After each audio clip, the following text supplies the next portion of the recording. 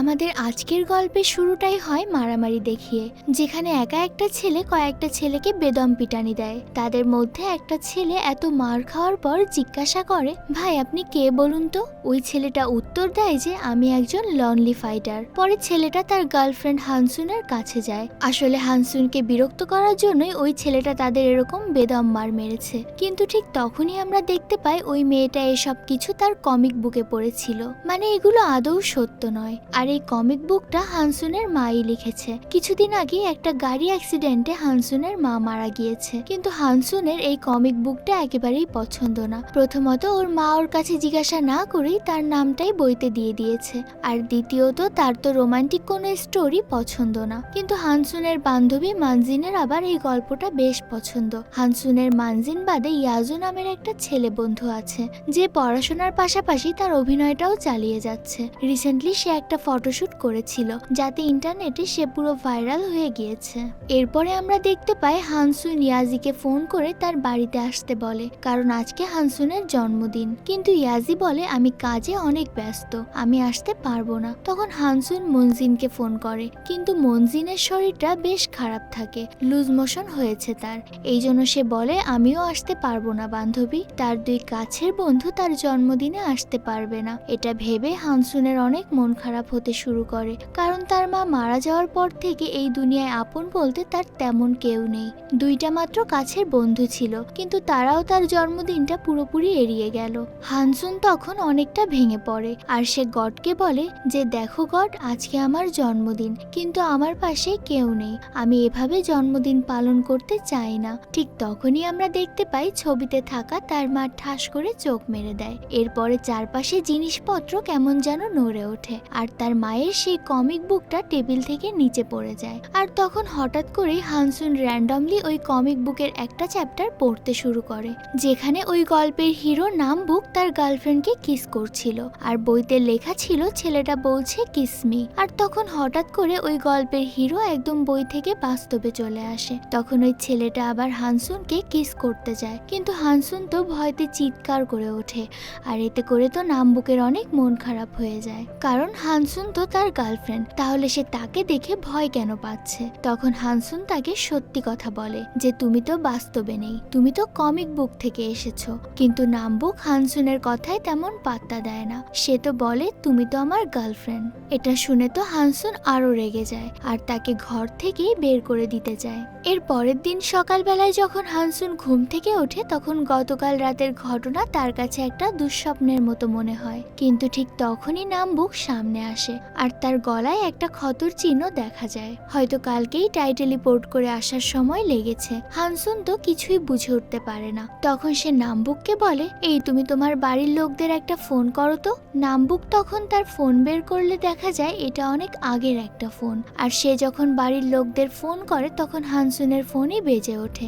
তখন সে বলে যে দেখেছো, আমার কাছে শুধুমাত্র তোমার নাম্বারই আছে, নামবুকের কাছে তো যাওয়ার মতো কোনো জায়গা নেই। তাই হানসুন তাকে বলে ঠিক আছে, তুমি এখানে থাকতে পারো। এরপরেই দেখা যায় স্কুলে যাওয়ার পর তার দুই ফ্রেন্ড মিলে হানসুনের জন্মদিনটা সেলিব্রেট করে। মনজিন তাকে অনেক দামি একটা নেকলেস উপহার দেয়, আর ইয়াজু তাকে অনেক দামি একটা ইয়ারবাড গিফট করে। এত সুন্দর গিফট পেয়ে হানসুন অনেক খুশি হয়ে যায়, কিন্তু তার এই খুশি বেশিক্ষণ স্থায়ী হয় না, কারণ বাড়ি আসার পর তার সঙ্গে ঘটে এক অদ্ভুত ঘটনা। আসলে নামবুক তো তার মায়ের কমিক বুকের প্রায় 10 বছর আগের একটা চরিত্র, তাই এই ইয়ারবাড কি জিনিস সে জানেই না। সে ওটাকে আননেসেসারি মনে করে ডাস্টবিনে ফেলে দেয়, আর হানসুনের জন্য ওয়্যারের ইয়ারফোন নিয়ে আসে, যা 10 বছর আগে অনেক বেশি প্রচলিত ছিল। তো এরপর ওই দিন রাতে যখন নামবুক ঘুমিয়ে যায়, তখন হানসুন এসে তার ফোনটা চেক করে। তার ইনস্টাগ্রাম আইডিতে ঢোকার পর সে দেখতে পায় সে ওখানে একটা ছবি পোস্ট করে লিখেছে,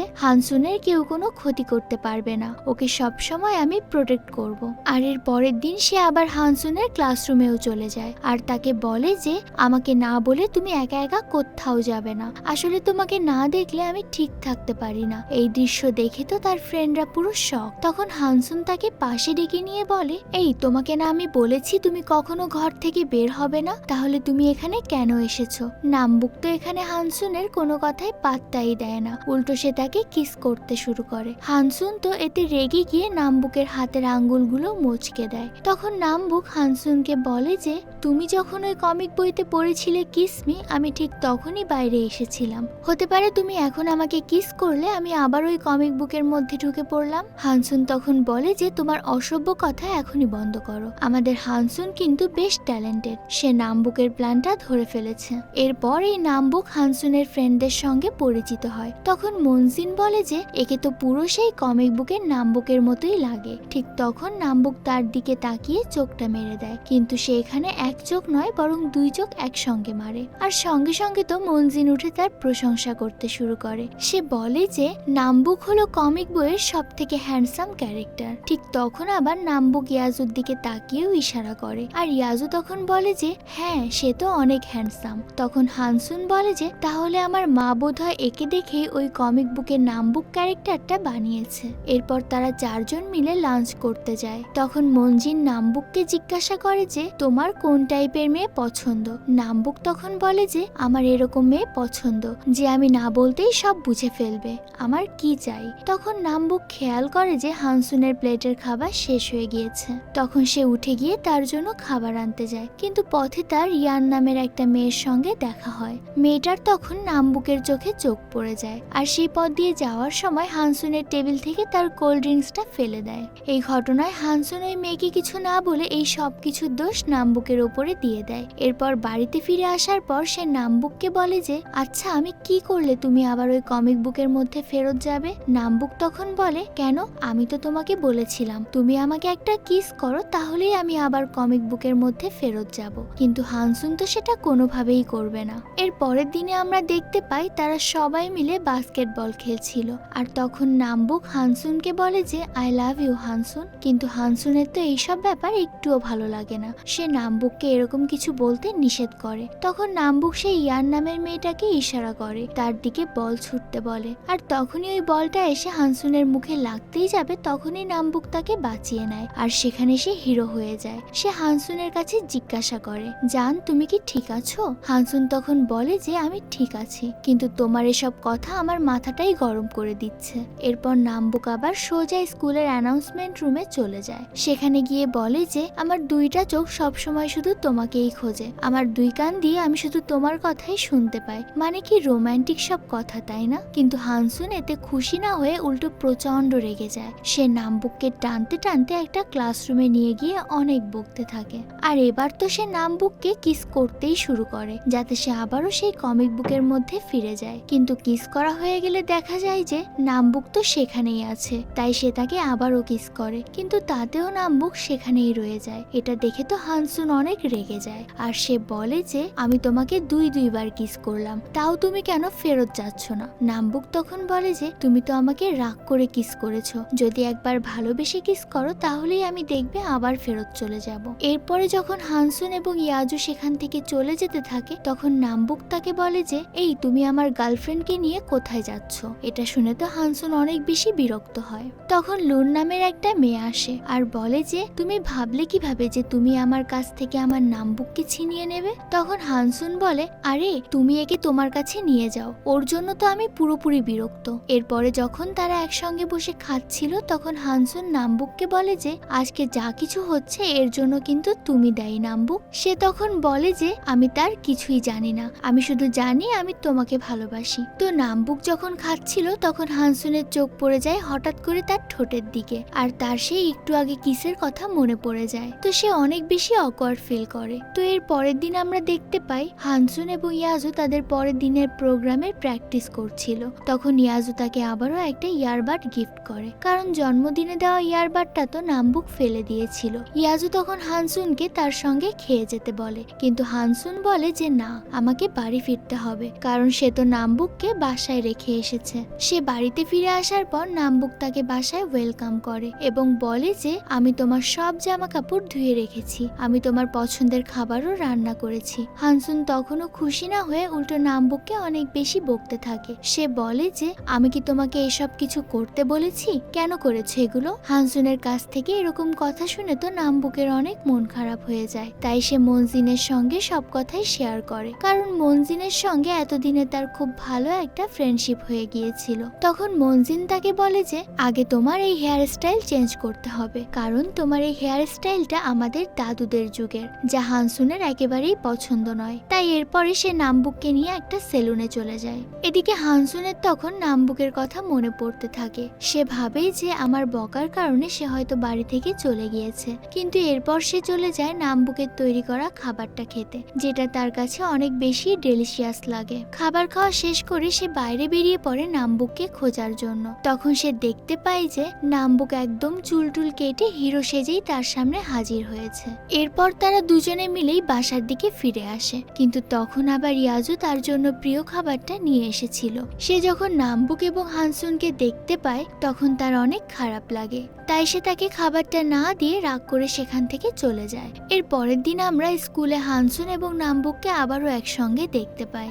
নামবুক এখানে হানসুনকে অনেক বিরক্ত করছিল, তখনই সেখানে ইয়ান নামের সেই মেয়েটা চলে আসে আর নামবুক এবং হানসুনকে একসঙ্গে দেখে অনেকটা রেগে যায়। আসলে সে যখনই নামবুককে দেখতে পায় তখনই তার কেমন যেন একটা হয়ে যায়। সে আসলে নামবুকের পাশে কাউকে সহ্য করতে পারে না, তাই সে সোজা গিয়ে হানসুনের গায়ের ওপরে পানি ঢেলে দেয়। এই দৃশ্য দেখে নামবুক অনেকটা রেগে যায় আর সে বলে যে তুমি এটা কেন করলে। তখন ইয়ান বলে যে আমি এটা করেছি শুধুমাত্র তোমার অ্যাটেনশন পাওয়ার জন্য, আমার তোমাকে অনেক বেশি ভালো লাগে। তো এবার রাতের বেলায় বাড়ি ফিরে হানসুন যখন পড়াশোনা করছিল তখন নামবুক তাকে বেশ বিরক্ত করতে থাকে। হানসুন তখন রেগে গিয়ে বলে যে এটা তোমার নকল দুনিয়া না, এটা আসল দুনিয়া। এখানে পড়াশোনা করে জীবনের সাফল্য অর্জন করতে হয়। তুমি যদি আমাকে এইভাবে বিরক্ত করো তাহলে আমি পড়বো কিভাবে? তোমার কি খেয়ে দেওয়ার কোনো কাজ নেই আমাকে বিরক্ত করা ছাড়া? হানসুনের কাছ থেকে এরকম কথা শুনে নামবুকের অনেক খারাপ লাগে। সে রাতভর হানসুনের কথাগুলোই ভাবতে থাকে। এরপর সে মনজিনকে জানায় যে তুমি কি আমাকে একটা পার্ট টাইম কাজের ব্যবস্থা করে দিতে পারো, যাতে করে আমার সময়টাও পার হয়ে যায় আর আমি হানসুনকে আর বিরক্ত না করি। মনজিন তখন বলে যে ঠিক আছে, আমি চেষ্টা করছি। আর এর পরের দিন থেকে নামবুক হানসুনকে অ্যাভয়েড করতে শুরু করে। সে যতটা সম্ভব দূরে থাকার চেষ্টা করে। এদিকে গত রাতে নামবুককে এভাবে বকাতে হানসুনেরও অনেক খারাপ লাগে, তাই সে চিন্তা করে যে সে তার কাছে সরি বলবে। যখন সে একটা লেটারে তার কাছে সরি লিখছিল তখন সেখানে সে নামবুককে দেখতে পায়। সে তার জন্য একটা চকলেট নিয়ে এসেছিল, কিন্তু একটু পরে সে দেখতে পায় যে ওটা নামবুক ছিল না, ওটা ছিল ইয়াজু। মানে সে নামবুককে কল্পনা করছিল। এদিকে মনজিন নামবুককে নিয়ে তাদের প্র্যাকটিস রুমে চলে আসে। সেখানে সে তাকে একটা পার্ট টাইম জবের ব্যবস্থা করে দেয়। তো এরপরে রাতে যখন নামবুক এবং হানসুন বাড়ি ফিরছিল তখন তারা দুজন দুজনকে সরি বলে। এরপরে নামবুক হানসুনের দেওয়া সেই সরি লেটারটা পড়তে থাকে, কিন্তু হানসুন তাকে ওটা পড়তে নিষেধ করে। সে বলে যে তুমি আমার সামনে পড়ো না, বাসায় গিয়ে পড়ো। তো সে যখন ওটা ব্যাগে রাখতে যাবে তখন খেয়াল করে তার ব্যাগে সেই বইটা নেই। এটা দেখে তো তারা অনেক বেশি টেনশনে পড়ে যায়। এর পরের দিন সকালবেলায় ইয়ান স্কুলের ছাদে তাদের দুজনকে ডেকে ওই বইটা দেখায়। আসলে ইয়ানই নামবুকের ব্যাগ থেকে ওই বইটা চুরি করেছিল। সে বলে যে আমি তোমাদেরকে এক শর্তে বইটা ফেরত দিতে পারি, যদি নামবুক আমার সঙ্গে ডেটে যায় তাহলে আমি তোমাকে এই বইটা ফেরত দেব, আর না হলে এই বইটা আমি কখনোই ফেরত দেব না। তো এখানে আর কোনো উপায় না পেয়ে নামবুক তার সঙ্গে যেতে রাজি হয়ে যায়। সে তার লাইফে প্রথম ডেটে যাওয়ার জন্য একটা গিফট কিনতে যায়, কিন্তু হানসুন চিন্তা করে যে নামবুক টাকা পাবে কোথায়, সে তো আর এখন কিছু করে না। তখন নামবুক বলে যে আমি পার্ট টাইম জব করে যে টাকা পেয়েছি সেখান থেকেই গিফট কিনে আমি আমার প্রথম ডেটে যাব। তো এরপরে নামবুক ইয়ানের জন্য একটা ঘড়ি কেনে আর সেটা নিয়ে তার সঙ্গে দেখা করতে চলে যায়। ডেটে যাওয়ার পর তো ইয়ান নামবুককে অনেক মিষ্টি মিষ্টি কথা বলে, যা শুনে তো আমাদের নামবুক একটু লজ্জা পায়। তো তাদের দুজনে যখন একসঙ্গে হাঁটছিল তখন হানসুন তাদেরকে ফলো করছিল। সে তো তাদের দুইজনকেই একসঙ্গে দেখে বেশ জেলাস ফিল করে। তখন ইয়াজু তাকে নিয়ে একটা রেস্টুরেন্টে বসে আর সেখানে ইয়ান এবং নামবুকও ছিল। এদিকে রাতে যখন নামবুক বাসায় ফিরে আসে সে তখন ওই কমিক বুকটা না নিয়েই ফিরে আসে। তখন এটা দেখে তো হানসুন অনেক রেগে যায়। তখন নামবুক বলে যে ইয়ান ওই বইটা বাসায় রেখে এসেছে, সে বলেছে যে আমি আনতে ভুলে গিয়েছিলাম। হানসুন তো এখানে ইয়ানের পুরো প্ল্যানটাই বুঝতে পেরে যায়। সে বলে যে ও তোমার সঙ্গে আর একটা ডেটের জন্য ইচ্ছা করে বইটা বাসায় রেখে এসেছে। আর নামবুক তখন হানসুনের চোখে মুখে জেলাসি দেখতে পায়, যা দেখে তো মনে মনে একেবারে খুশি হয়ে যায়। এরপরেই হানসুন একা হয়ে যায়। ইয়ানের কাছ থেকে সেই কমিক বুকটা আনতে তারা যখন কথা বলছিল তখন বাইরে সেখানে ইয়ান নামবুককে দেখতে পায়, আর যাকে দেখে তো তার উপর আবার সে নামবুক এফেক্ট কাজ করতে শুরু করে। আর নামবুক ইফেক্টটা হলো নামবুককে যেই দেখবে সে তার প্রশংসা করতে শুরু করে দেবে। এরপরে ইয়ান এবং হানসুন সেই কমিক বুক নিয়ে টানাটানি করতে শুরু করে। অবশেষে হানসুন কমিক বুকটা ইয়ানের কাছ থেকে ছিনিয়ে নেয় এবং সেখান থেকে পালিয়ে যায়। তখন হানসুন সোশ্যাল মিডিয়াতে তার ফ্রেন্ডের ব্রেকআপ সম্পর্কে একটা নিউজ দেখতে পায়, যা দেখে তো হানসুনের অনেক খারাপ লাগে। আর তাই নামবুকের মুড ঠিক করার জন্য তাকে সুন্দর একটা ঘড়ি গিফট করে। হানসুন তখন বলে যে আরে এটা তো তুমি ইয়ানের জন্য কিনেছিলে, ওকে এটা দাওনি তুমি? নামবুক তখন বলে যে এটা আমি তোমার জন্যই কিনেছিলাম, কিন্তু আমি আগে তোমাকে বলিনি, তাহলে তুমি আমাকে কিনতে দিতে না। এটা শুনে তো হানসুনের মনে যেন লাড্ডু ফুটতে শুরু করে। ঠিক তখনই ইয়াজু সেখানে দৌড়াতে দৌড়াতে আসে আর হানসুনকে বলে যে তুমি সোশ্যাল মিডিয়ায় আমাকে আর মতিনরাকে নিয়ে যে নিউজটা দেখেছো ওটা আসলে ফেক নিউজ, আমি তো অন্য কাউকে পছন্দ করি। এর পরের দিন সে স্কুলে এসে সবাইকে বলে মতিনরা আমাকে প্রপোজ করেছিল, কিন্তু আমি তাকে কিছুই বলিনি। তখন মনজিন খুব ভালো করেই বুঝতে পারে যে ইয়াজু হানসুনকে পছন্দ করে। এদিকে আবার ইয়ান হানসুন আর নামবুককে আলাদা করে কথা বলতে দেখে সে আড়ি পাতে আর শুনতে পায় যে তারা এখন দুজনে একসঙ্গে বাড়িতে যাবে। সে মনে মনে ভাবে যে হয়তো বাড়ি গিয়ে তারা এখন রোমান্স করবে, যা চিন্তা করে তো ইয়ান ভীষণ জেলাস ফিল হয়। তাই সে তার মাথায় একটা দুষ্টু বুদ্ধি আনে। সে নামবুককে নিয়ে একটা স্টোর রুমে চলে যায় এবং তার কাছ থেকে তার ফোনটা নিয়ে অফ করে দেয় আর বাইরে থেকেও দরজাটা লক করে দেয়। ইয়ান খুব ভালো করেই বুঝতে পেরেছিল যে সে নামবুককে কখনোই পাবে না, তাই যাতে অন্য কেউ না পায় এই জন্য সে এই কাজটা করেছে। এদিকে তো হানসুন বারবার নামবুককে ফোন করেই যাচ্ছিল, কিন্তু তার ফোনটা অফ পাচ্ছিল। তাই সে তখনই নামবুককে সব জায়গায় খুঁজতে শুরু করে আর খুঁজতে খুঁজতে একটা সময় সে স্টোর রুমে এসে নামবুককে পেয়েও যায়। কিন্তু বিপত্তি ঘটে আরেক জায়গায়। রাত হয়ে যাওয়ার কারণে স্কুলের মেইন গেটটাই বন্ধ হয়ে গিয়েছিল। হানসুন তখন ফোন বের করে দেখে যে তার ফোনে চার্জও শেষ হয়ে গিয়েছে, মানে সে এখন কারো কাছ থেকে সাহায্য নিতেও পারবে না। মানে তারা দুইজন এখন স্কুলে পুরো দমে আটকা পড়ে গিয়েছে। এরপর তারা সময় কাটানোর জন্য একসঙ্গে গল্প করতে করতে একটা সময় একটু কাছাকাছি চলে আসে আর তখন সেখানে ইয়াজু চলে আসে।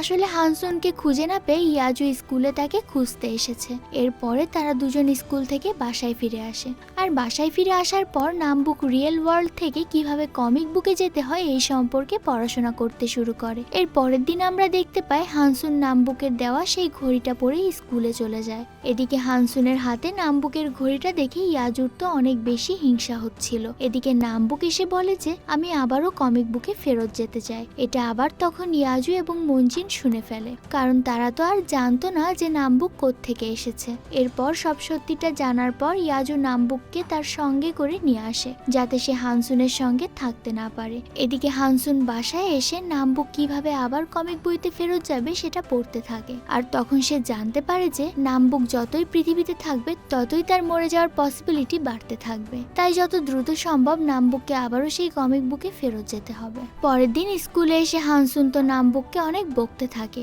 যে তুমি এই বিষয়টা আমাকে আগে কেন বলনি, কিন্তু নামবুক যেন হানসুনের কোনো কথাই শুনতে পারছে না আর একটু পর সে তার গায়ের ওপরে অজ্ঞান হয়ে পড়ে যায়। এরপর হানসুন তাকে হাসপাতালে নিয়ে ভর্তি করে। এরপর রাতের বেলায় হানসুন ইয়াজুকে ফোন করে বলে নামবুকের শরীরটা অনেক অসুস্থ, এই কারণে আমি ওকে আমার সঙ্গে নিয়ে এসেছি, আজ থেকে ও আমার সাথেই থাকবে। এটা শুনে তো ইয়াজু অনেক রেগে যায়। তখন হানসুন বলে যে তুমি নামবুকের কথা শুনলে এরকম রেগে যাও কেন, তুমি কি আমাকে পছন্দ করো, সত্যি করে বলো তো। তখন ইয়াজু হানসুনকে প্রপোজ করে দেয় আর বলে যে এইসব কথা আমি ফোনে নয় তোমার সামনাসামনি বলতে চাই। পরের দিন নামবুক, হানসুন আর মিনজুন মিলে ইয়াজুর শুটিং দেখতে যায়। এই শুটিং স্পটে এখনো ইয়াজুর হিরোইন আসেনি, কিন্তু তাকে এমন একটা শুট করতে হবে যেখানে সে তার হিরোইনকে ভালোবাসার কথা বলছিল। ইয়াজু একা একা অনেকক্ষণ ধরে চেষ্টা করে, কিন্তু তার আসল ফিলিংস আসছিল না। তাই সে হিরোইনের জায়গায় হানসুনকে দাঁড় করিয়ে দেয় আর সে তো হানসুনকে সামনে পেয়ে, মানে তার প্রিয় মানুষটাকে সামনে পেয়ে হৃদয়ের সব কথা যেন একসাথেই নিগড়ে দেয়। আর এই সিনটা ডিরেক্টরের খুব পছন্দ হয়ে যায়। সেখানে থাকা সবাই ইয়াজুর অনেক প্রশংসা করতে থাকে আর একটু পরে দেখা যায় তার আসল হিরোইন অর্থাৎ মাতিরানা সেখানে চলে এসেছে। সে তো নামবুককে দেখা মাত্র অনেক পছন্দ করে ফেলে আর তার সঙ্গে ফ্লার্ট করতে শুরু করে, কিন্তু নামবুক তখন তাকে আর মানা করে না, যা দেখে আবার হানসুন তো অনেক বেশি জেলাস ফিল হয়। তো রাগ হয়ে ওখান থেকে সে চলে যায় আর হানসুনকে মানানোর জন্য নামবুক নামবুকও তার পিছু পিছু যায়। নামবুক তখন হানসুনকে জিজ্ঞাসা করে, আচ্ছা সত্যি করে বলো তো তুমি কি ইয়াজুকে পছন্দ করো? কারণ আজকে যেটা হলো তা দেখে আমার একটুও ভালো লাগেনি। তখন হানসুন বলে যে তুমি কি সব বলছো। এরপরে নামবুক হানসুনকে যে ঘড়িটা দিয়েছিল সেটা তার হাতে দেখতে চায়, কিন্তু সেই ঘড়িটা সে শুটিং স্পটেই ফেলে আসে। আর তাই নামবুক চলে যায় সেটা খুঁজতে, কিন্তু যাওয়ার সময় সে রাস্তায় অজ্ঞান হয়ে পড়ে যায়। কিন্তু এদিকে হানসুন তো তার উপর রাগ করে বাসায় ফিরে আসে। আর কিছুক্ষণ পর তার কাছে একটা কল আসে যে নামবুক অনেক অসুস্থ হয়ে পড়েছে, তাকে হাসপাতালে নিয়ে যাওয়া হচ্ছে। সে তো তাড়াহুড়ো করে বাসা থেকে বেরিয়ে পড়ে, কিন্তু হসপিটালে গিয়ে তাকে কোথাও খুঁজে আবার সে রাস্তায় নামবুককে দেখতে পায়। তখন সে কাঁদতে কাঁদতে বলে যে তুমি হসপিটাল থেকে কেন চলে এসেছো? আমি তোমাকে নিতে আসতাম না? তোমার যদি কিছু হয়ে যেত তাহলে আমার কি হতো? ঠিক তখনই নামবুক তাকে সেই ঘড়িটা দিয়ে দেয় আর বলে যে আরে আমি তো এটা খুঁজতে গিয়েছিলাম। এটা দেখে তো হানসুন নামবুককে হাক করে, কিন্তু তখনই নামবুক কোথায় যেন গায়েব হয়ে যায় আর দেখে যে হানসুন অনেকটা ঘাবড়ে যায়। ঠিক তখনই হানসুনের ঘুম ভেঙে যায়, অর্থাৎ এতক্ষণ সে যা দেখছিল সবটাই ছিল তার স্বপ্ন। হানসুন আসলে নামবুকের মৃত্যু হয়ে যাওয়ার আগেই আবারও সেই কমিক বুকে ফেরত পাঠাতে চাচ্ছিল।